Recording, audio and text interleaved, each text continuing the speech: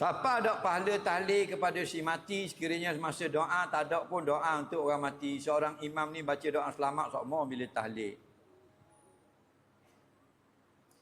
Kalau kita tahlil, kita tak katakan ini untuk si mati, dapat pahala tahlil untuk orang tahlil.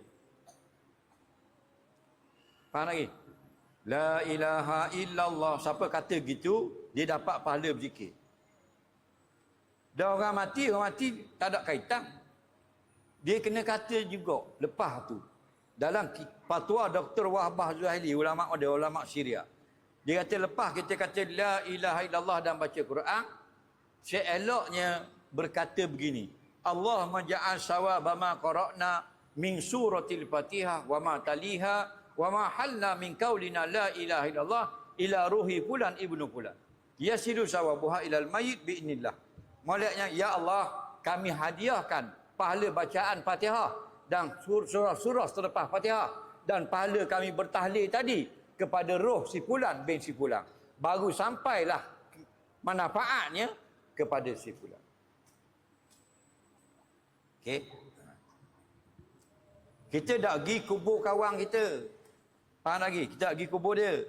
Kita duduk di masjid, kita baca Quran. Boleh tak kawan kita dikubur? Tak boleh. Faham?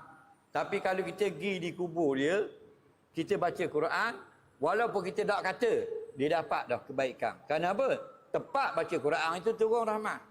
Sebab tu kalau kita beramal untuk amalan kita, kita kena kata Allahumma ja'al sawaba ma qara'na. Allahumma ja'al sawaba ma amilna. Ya Allah, jadikanlah pahala apa yang kami amalkan tadi kepada si fulan. Insya-Allah dengan izin Allah sampai. Allah dah izin, tak siapa juga. Faham lagi? Jadi kalau kita nak hadiah, nak sedekah, kawan kita meninggal puluh tahun dah, kita ada 50 ya, nak letak piti dalam masjid, ya Allah, inilah sedekah daripada sahabatku, si fulan bin si fulan. Faham? Dapat kepada si fulan, walaupun dia mati Mekah. Kerana kita sebut masa tu. Tapi kalau kita tak sebut, tak dapat dia. Kita dapat pahala sedekah. Faham tak lagi?